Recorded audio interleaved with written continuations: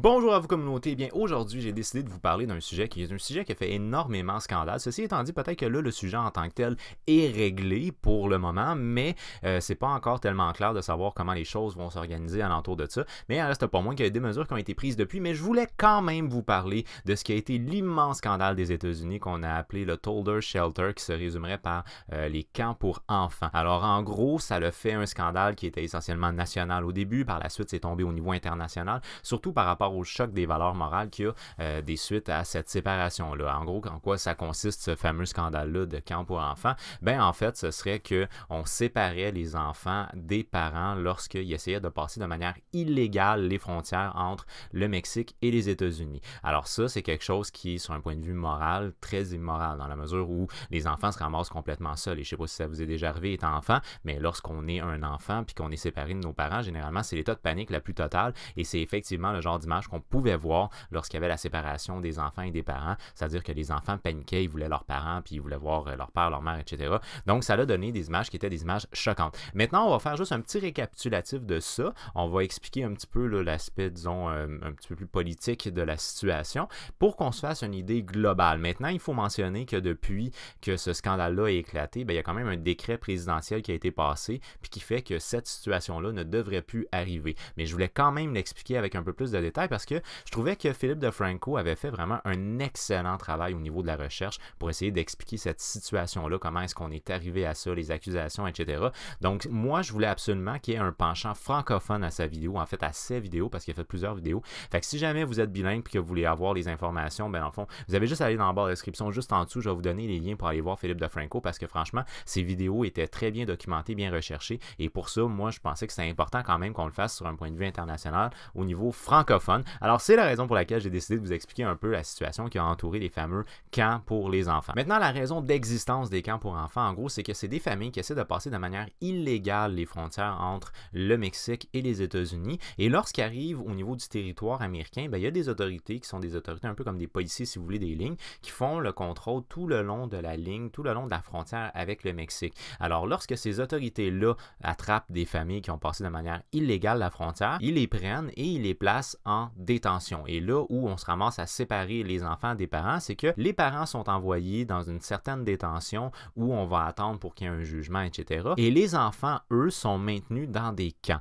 Et c'est là où ça le fait énormément scandale, c'est par rapport, entre autres, aux conditions alentour de ça, puis le fait de détenir des enfants dans des camps séparément de leurs parents. Au début, la raison pour laquelle ça l'a beaucoup fait parler aux États-Unis, cette fameuse séparation-là entre les parents et les enfants, c'était à cause qu'on avait vu des images qui ont apparu sur les réseaux sociaux, qui étaient des images, on ne se cachera pas, choquantes au niveau des conditions de détention. On va mettre ça entre guillemets parce que c'est pas vraiment de la détention. Il ne faut pas comprendre ça comme étant que c'est une prison pour des enfants. C'est des espèces de camps de réfugiés, si vous voulez, pour enfants. En gros, ce qu'on a vu comme première image, ben, c'était des images qui ressemblaient à vraiment des camps de détention de masse, là. Donc, en gros, on voyait que les enfants vivaient dans des espèces de cages avec fake couvertures. Bon, en fait, c'est des couvertures en aluminium. Je pense que ça garde plus la chaleur. Bon, bref, ils vivaient pas dans des conditions qui étaient des bonnes conditions. Ça, c'est quelque chose qui a fait scandale au niveau de l'opinion publique américaine. Ce que je dois dire, c'est qu'au niveau des médias internationaux, en tout cas, moi, pour ma part, j'avais pas beaucoup vu ce genre d'images-là. Donc ça, c'est des images qui en réalité sont des fake images, c'est-à-dire c'est des images qui dataient de 2014. À l'époque, il y avait des enfants qui avaient essayé de passer la frontière de manière illégale entre le Mexique et les États-Unis.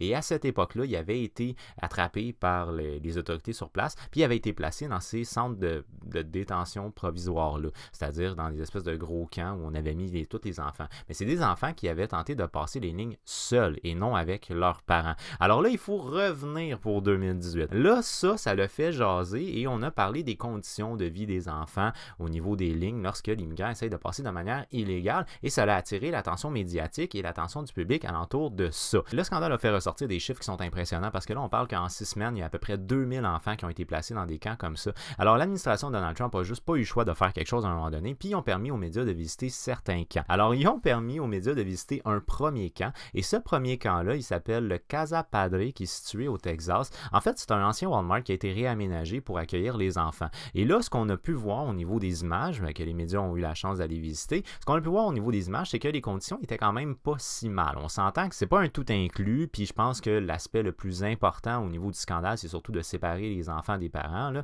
Fait que, tu sais, je veux dire, même si je me ramassais, moi, en tant qu'enfant, même si je me ramassais dans un lieu qui était confortable, le fait d'être séparé de mes parents, c'était pour moi la fin du monde. Mais il en reste pas moins que dans ce camp-là, qui est un camp qu'on appelle à détention à long terme. Donc, la moyenne, pas de détention, mais la moyenne de temps que les enfants restent dans ce camp-là, c'est 49 jours. Donc, c'est pour du long terme. Ce qu'on peut voir dans le camp, c'est qu'ils ont quand même des lits, ils ont des draps, ils ont des vêtements. Donc, certes, ils vivent dans des chambres qui n'ont pas de porte, ils sont plusieurs, des fois il y a 4 ou 5 lits dans différentes chambres, ça dépend, mais il y avait quand même certaines conditions. Alors là, pardonnez-moi si jamais je regarde mes notes, là, parce que ça fait trop d'informations pour moi à retenir, donc j'ai écrit une couple de notes là, sur des petits bouts de papier.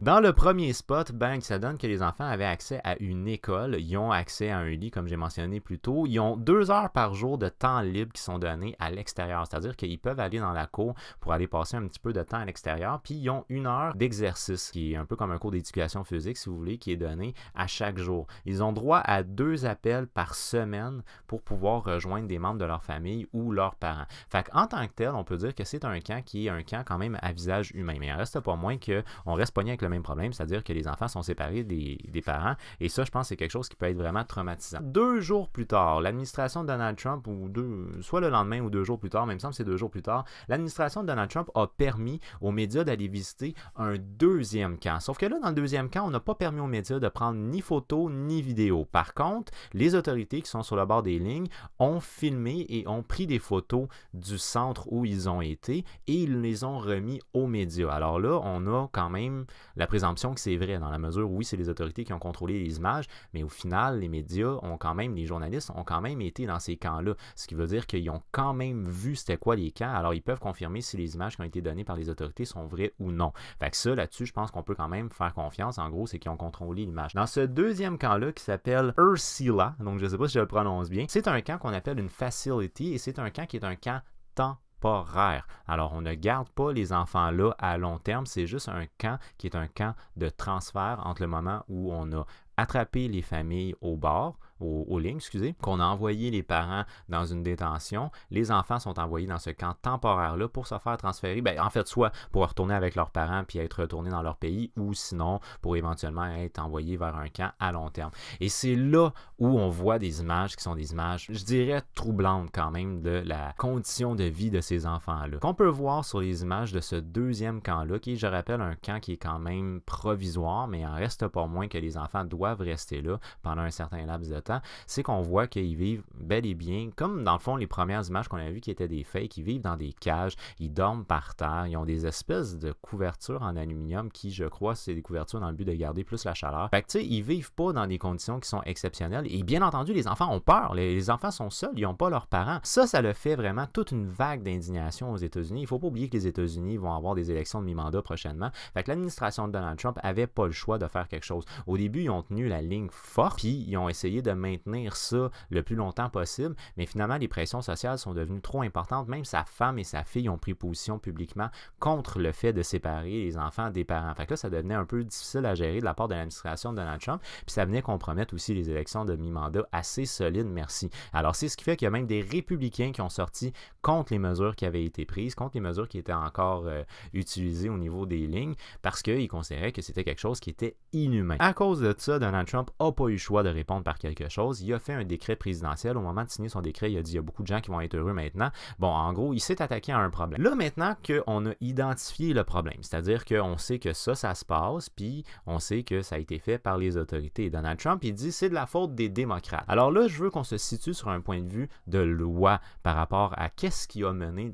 Il est où l'espèce de trou juridique qui a mené à la séparation des parents et des enfants? Alors là, pour ça, il faut se référer au US Code, donc c'est un code, c'est des lois finalement aux États-Unis. Le US Code 1325 qui s'appelle le Improper Entry by Alien, donc qui se traduirait par une entrée illégale par des aliens, qui ne réfèrent pas ici aux petites bébites vertes, mais bien à des personnes qui sont sans papier, qui sont non identifiées finalement. Donc le US Code 1325 permet l'emprisonnement de toute personne qui entre de manière illégale aux États-Unis. Alors ça, c'est une loi qui existe aux États-Unis. C'est pas de la faute à Donald Trump, ça existe, point barre. Et probablement que ça existe dans tous les pays du monde. Là où ça devient un petit peu plus national, c'est sur le Flores Settlement. Donc, le Flores Settlement, c'est une loi qui a été passée, je me souviens plus de l'année par contre, là, mais en tout cas, c'est une loi qui a été passée et qui essaye justement d'encadrer cet aspect-là, c'est-à-dire qu'on a le droit de placer en détention toute personne qui passe de manière illégale les frontières. Alors là, dans le lot des propositions, la Flores Settlement propose multitude de choses, mais dans le cas particulier des enfants, ce qu'elle mentionne, cette loi-là, c'est le fait que les enfants doivent être placés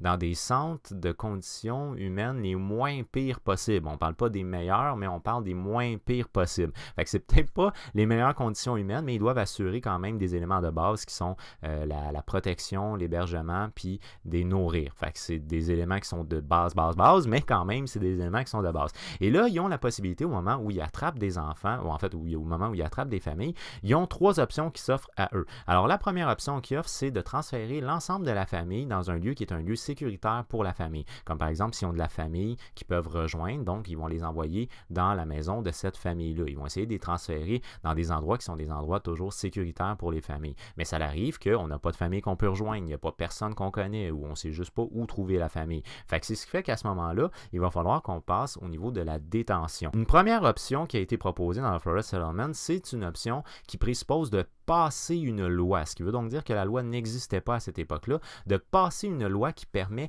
la détention de famille. Alors, la détention de famille réfère de tenir en détention l'ensemble de la famille. Donc, on prend la famille au complet et on les garde ensemble en détention. C'est une loi qui n'existait pas, qui devait être passée. C'était une proposition qui avait été faite, mais elle n'avait pas été encore passée. Fait que c'est ce qui fait que le crime en soi, c'est les parents qui le commettent en forçant la famille au complet à passer de manière illégale les frontières. Donc, ceux qu'on tient comme étant des criminels dans la logique de la justice, c'est les parents et non les enfants. Ce qui fait qu'on n'a pas le droit d'emprisonner les enfants. Tu ne peux pas emprisonner les enfants pour un crime que leurs parents ont commis.